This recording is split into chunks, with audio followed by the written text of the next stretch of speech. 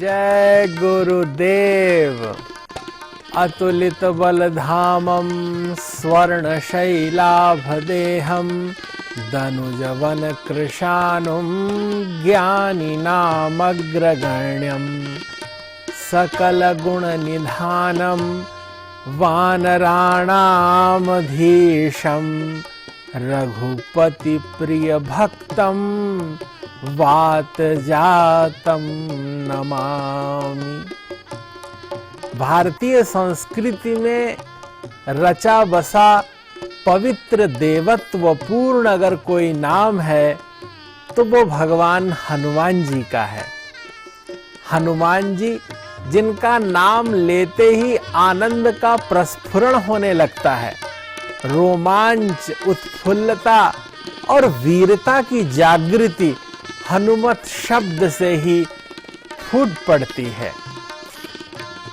संपूर्ण ब्रह्मांड में हनुमान जी एक ऐसे देवता हैं जिन्होंने संपूर्ण लोक को पावन किया, जग का मंगल किया।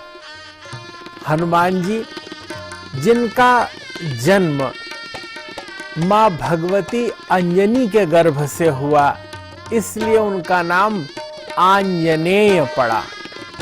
वे हनुमान जी वायु के पुत्र थे। वायु की कृपा से उनमें जीवन संचार हुआ, इसलिए वे वायु पुत्र भी कहे जाते हैं। उनके पिताजी का नाम केसरी था। वे वानर राज केसरी की संतान हैं, इसलिए उनका एक नाम केसरी नंदन भी है। हनुमान जी 11वें रुद्र हैं।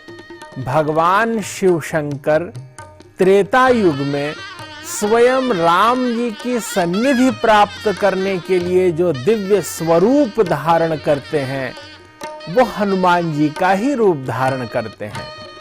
शंकर स्वयं केसरी नंदन, स्वयं भगवान शिव शंकर हनुमान जी बनकर निरंतर राम काज करबे को आतुर, प्रभु चरित्र सुनबे को रसिया, राम लखन सीता मन बसिया। यह हनुमान जी का ही दिव्य स्वरूप है, उन्हीं का गुण है जो हमारे अंतःकरण को आनंदित करता है। मां भगवती सीता जी ने उन्हें आशीर्वाद दिया, अजर अमर गुण निधि सुत हो। वे अजर अमर हैं। अजर अर्थात वे वृद्धावस्था को प्राप्त नहीं होंगे। अमर हैं अर्थात वे अनंत काल तक इस धरा पर हैं। जो कोई भगवान का कीर्तन करता है, भगवान नाम का जहां उच्चारण होता है, वहां हनुमान जी स्वयमेव पहुंच जाते हैं। बाल्यकाल से ही उनमें अपरिमित शक्ति थी, तेजस्विता थी। हनुमान जी विद्या गुण के निधान हैं। वे जब बहुत छोटे से थे, मां से एक फल के लिए वे कामना कर रहे थे।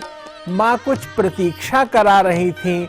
इतने में हनुमान जी ने ब्राह्म मुहूर्त में, उदित काल में, जब प्राची की लाली फूटती है, वो लालिमा युक्त भुवन भास्कर, वो आदित्य, वो आभा मंडल सहित जब उदित हो रहे थे, तब हनुमान जी ने मन की गति से उड़ते हुए, वे वायुपुत्र थे, और जाकर के सूर्य भगवान के निकट पहुंच के मानो उन्हें वे ग्रहण करना चाहते थे, उन्हें अपने मुख में दबा लेना चाहते थे। उन्होंने सूर्य भगवान को अपने मुख में दबा लिया। लोक श्रुति है, लोक कथा है कि एक बार जब वो इसी तरह उड़े थे, तब राहु उस दिन जा रहा था ग्रहण लगाने के लिए। राहु ने देखा कि ये दूसरा कौन है जो सूर्य पर ग्रहण लगा रहा है, सूर्य को लील रहा है, और वह लौटकर इंद्र के पास आया। इंद्र से राहु ने कहा, ये दूसरा राहु कौन आ गया, मैं भयाक्रांत हो रहा हूं, चलो देखो कौन है जो सूर्य को लील रहा है। इंद्र आए हैं। इंद्र ने देखा कि किसी ने सूर्य भगवान को ग्रहण कर लिया है। इंद्र ने वज्र प्रहार किया है, वो वज्र हवा में उड़ता हुआ आया और हनुमान जी की ठुड्डी पर लगा, हनु पर लगा। हनुमान जी का मुख खुल गया, सूर्यदेव बाहर प्रकाशित हो गए, हनुमान जी नीचे धरा पर गिरे। चूंकि उनकी ठुड्डी पर चोट लगी थी, जिसे संस्कृत में हनु कहते हैं, तब उनका नाम हनुमान पड़ गया। अर्थात सभी देवता उस क्षण अचंभित हो गए। वायु देवता ने तो वायु को रोक लिया, ब्रह्मांड कंपित हो गया। तब समस्त देवताओं ने एकत्रित होकर के हनुमान जी को आशीर्वाद दिया है, ऋषियों ने आशीर्वाद दिया है, यह कि अब आपका शरीर वज्र का हो जाए। तब से उनका नाम बजरंग बली पड़ गया। वज्र की तरह जिनका शरीर हो, वे अपार बलशाली हो, उसी क्षण कहा जाने लगा बजरंग बली भगवान हनुमान जी। उनकी दिव्य आभा, ओज, कीर्ति शास्त्रों का विमर्श करने से ऐसा पता चलता है कि लगभग आज से 58,112 वर्ष पहले त्रेता युग के अंतिम चरण में चैत्र पूर्णिमा के दिन मंगलवार चित्रा नक्षत्र में मेष लग्न में प्रातःकाल 6:03 पर वायुपुत्र हनुमान जी का जन्म आंजन नामक पहाड़ी गांव में एक गुफा के अंदर हुआ था। वे आज हमारे लिए आदर्श पुरुष हैं। उनका सभी नाम, धाम और काम निरंतर हम सबके लिए प्रेरणा बना हुआ है। हनुमान जी ओम हुं हनुमते नमः, यह उनका दिव्य मंत्र है, जिसका स्मरण मनन चिंतन करते ही समस्त विपदाएं स्वयमेव दूर हो जाती हैं। संकट कटै मिटै सब पीरा, जो सुमिरै हनुमत बलबीरा। जो कोई हनुमान जी की याद करता है, उसके संकट कट जाते हैं, उसके जीवन में अभ्युदय, आनंद और उत्फुल्लता आने लगती है। हनुमान जी ही हैं जिन्होंने पंपा सरोवर के तट पर, वहां गंधमादन पर्वत के निकट सुग्रीव से भगवान श्री रामचंद्र जी की मित्रता कराई। मैत्री के वे प्रत्यक्ष अनुमोदन करता हैं। वे योजकस तत्र दुर्लभः, इस संसार में वस्तु और विषय दोनों हो, लेकिन एकाकार करा देने वाले, भक्त को भगवान से मिला देने वाले, अग्नि के साक्षित्व में भगवान श्री राम जी की सुग्रीव से मित्रता करा देने वाले अगर कोई हैं तो वो हनुमान जी ही हैं। हनुमान जी ही समस्त संसार में आनंद और उत्साह की वृद्धि करने वाले हैं। मतंग ऋषि के आश्रम में, वहां जहां शबरी रहती थी, वहां भी हनुमान जी की ही प्रत्यक्ष उपस्थिति के संकेत वाल्मीकि रामायण और अनेक रामायणों में संकेत मिलता है कि हनुमान जी ही इस संपूर्ण परिक्षेत्र में जीवंत धर्म के रूप में प्रतिष्ठापित थे। हनुमान जी को चमेली का तेल बहुत प्रिय है। एक बार की बात है, जब रामचंद्र जी लंका विजय करने के अनंतर अयोध्या में आकर के अपने आसन पर विराजित थे, वे चक्रवर्ती सम्राट हैं, तब उन्होंने माँ भगवती सीता से पूछा कि माँ आप यह सिंदूर क्यों लगाती हैं। माँ भगवती जगत जननी सीता जी ने भगवान की उपस्थिति में किंचिदपि स्मेरानन होकर कहा कि जब सिंदूर लगता है तो प्रभु प्रेम करने लगते हैं, इनकी प्रीति प्राप्त होती है, प्रभु का आशीष प्राप्त होता है। बस कुछ ही क्षणों में हनुमान जी ने अपने पूरे शरीर में चमेली के तेल और सिंदूर लगा करके उस सभा में आ गए थे। उस दिन भगवान श्री राम जी ने मानो अंतःकरण से लगा करके हनुमान जी के समर्पण भाव, उनकी चित्त चेतना की समग्रता से पूर्णतः समर्पण का संकेत ग्रहण किया और हनुमान जी को आशीर्वाद प्रदान किया। ऐसे ही वृत्तांत मिलता है कि एक दिन अयोध्या की राजसभा में मोतियों की एक माला भगवान श्री राम जी ने सभी को वे उपहार दे रहे थे। उसी क्रम में हनुमान जी को भी मोतियों की माला मिली। हनुमान जी अपनी दंतावलियों से एक एक मोती को दांतों से जब कुतरने लगे और वो मोती फूट जाता था, तब लोगों ने कहा कि आप क्या कर रहे हैं? इतनी बहुमूल्य माला इस तरह तो समाप्त हो जाएगी, नष्ट हो जाएगी। तब हनुमान जी ने कहा, इस संसार में वो पदार्थ जिसमें राम न हो वो मेरे किसी काम का नहीं है।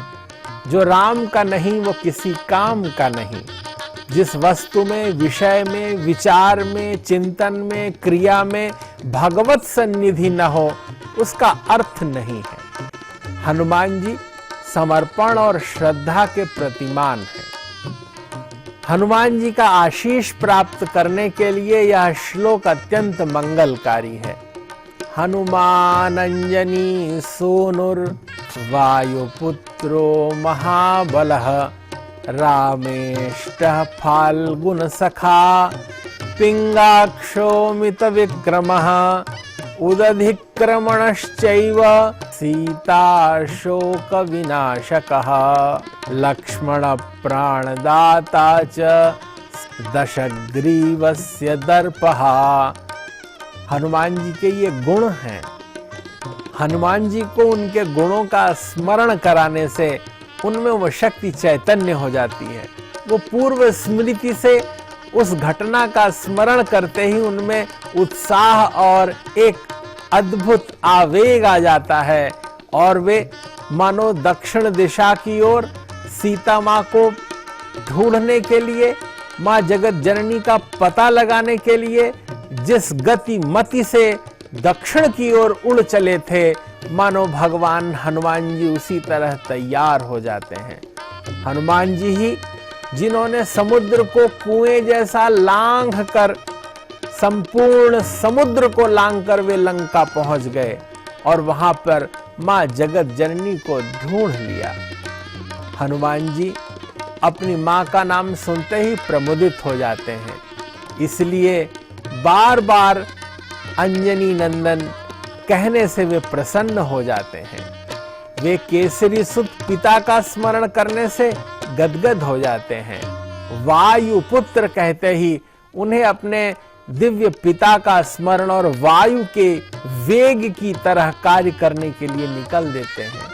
वे सीता शोक विनाशक हैं, अर्थात उनका स्मरण करते ही शोकों का नाश हो जाता है। वे संपूर्ण औषधियों को मानो जिस तरह से हिमालय से लेकर के सुदूर दक्षिण में लक्ष्मण जी के प्राण बचाने के लिए उन्होंने औषधि का चयन किया, हनुमान जी का स्मरण करते ही औषधि भी कार्य करने लगती है। इस प्रकार भगवान हनुमान जी का स्मरण, मनन, चिंतन ऊर्जा, ओज और तेज का विस्तार करता है। हनुमान जी की कृपा से ही गोस्वामी तुलसीदास जी भी रामचरितमानस की रचना कर पाए और भगवान राम का दर्शन कर पाए। संसार में यह कथा अत्यंत ख्यात है कि बहुत प्रारंभ काल में गोस्वामी तुलसीदास जी किंचित फुटकर प्रवचन किया करते थे, राम कथा कहते थे, लेकिन वो भगवान राम की कथा कहते कहते भगवान के चरित्र में डूब जाते थे और इतना सविस्तार वर्णन करते थे मानो लोगों को लगता था जीवंत घटित हो रहा है। उनकी कथा सुनने के लिए समस्त देवी देवता भी विभिन्न रूप रखकर आया करते थे। नित्य की बात है, नित्य कर्म करने के लिए गोस्वामी तुलसीदास जी खेतों की ओर जाते, उनके लोटे से बचा हुआ जल एक पेड़ की जड़ पर वह डाल देते थे। एक दिन जैसे ही उन्होंने एक दिन वृक्ष की जड़ पर जल डाला, उससे एक प्रेत प्रकट हो गया। प्रेत ने कहा, मैं मुक्त हो गया हूं, क्योंकि अनादिकाल से मेरी अधोगति हो गई थी, लेकिन आपके द्वारा दिए गए जल से मैं तृप्त हो गया हूं। जैसे ही उन्होंने आशीष प्राप्त कर प्रस्थान मुद्रा को हुआ, उस प्रेत ने कहा, मैं कुछ देना चाहता हूं, आप यथेच्छ वर मांग लें, आपको जो कुछ चाहिए मैं उसकी व्यवस्था करूंगा। गोस्वामी तुलसीदास जी ने कहा, मैं तो भगवान राम से मिलना चाहता हूं, क्या तुम मिला सकते हो? प्रेत अट्टहास कर कर हंसा, बोला, अगर मैं भगवान राम से ही मिला सकता तो प्रेत क्यों होता? उतनी तो मेरी गति नहीं है, लेकिन हाँ, मैं रास्ता बता सकता हूं। गोस्वामी तुलसीदास जी ने कहा, क्या रास्ता है? प्रेत ने कहा, जब आप नित्य कथा कहते हैं तो आपकी कथा में सबसे अंतिम व्यक्ति के रूप में अपना सिर झुकाए हुए, बहुत ही मलिन वस्त्र धारण किए हुए, मानो शरीर में एक बहुत गलित सा व्यक्ति अंत में बैठा रहता है। वे कोई और नहीं, हनुमान जी हैं, जो आपकी नित्य कथा सुनने आते हैं। आप उन्हीं को पकड़ लें, वे ही आपको भगवान से मिलवा सकते हैं। गोस्वामी तुलसीदास जी के लिए तो क्षण क्षण बड़ा भारी पड़ने लगा। उस दिन दोपहर कथा प्रारंभ हुई। जैसे ही कथा के मध्य तक पहुंचते हैं, उनकी दृष्टि गई तो वो अंत में वैसा व्यक्ति जो मलिन वस्त्र धारण किए हुए था, शरीर में कुष्ठ के निशान थे, वो अपना सिर छुपा के कोने में बैठा हुआ था। तुलसीदास जी अपने मंच से, आसन से लपक करके उसके पास गए हैं और पैर पकड़ लिया। समस्त लोगों ने बहुत मनाने का प्रयास किया। लोगों ने कहा, महाराज जी बस चलिए, छोड़िए। कुछ लोगों ने कहा, लगता है महाराज को गर्मी चढ़ गई है। किसी ने कुछ कहा। लोगों ने कुछ देर तक मनाया और फिर धीरे धीरे सब चले गए। बस गोस्वामी तुलसीदास जी और वो व्यक्ति बचा।